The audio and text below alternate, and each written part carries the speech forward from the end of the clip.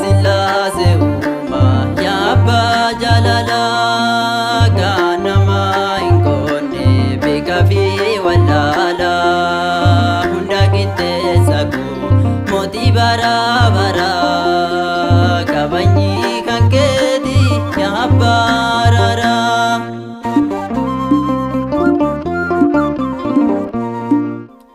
Iddoo jooree turree dhugumaan waamtee abdii bara baraa nyaata kan nuuf laatte gabrummaa diinarraa bilisaa nu baafte seenaa keenya hunda gara keenya jijjiirte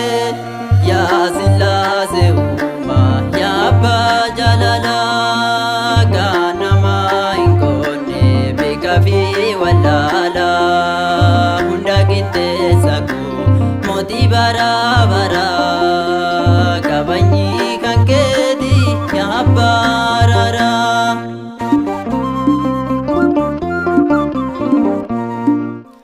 Jalqabaa keenyadhaa uumaa keenya waamuun abdii nuuf taa'imee wayni nu taamaanu ture fakkaateera iyyuu gooftaan keenya tasaa isaan dursu fiigee diinni keenya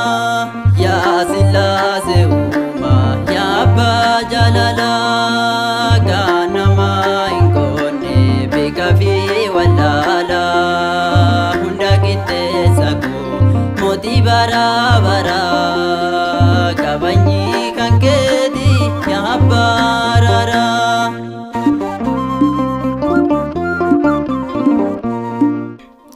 Eenyurree hin jiru ogeessi akka kee humni fee jabinee yeroo hundaa kan kee maqaa kee waamaanee halkanii fi guyyaa ulfaadhu yaa gooftaa nuti amaanneerra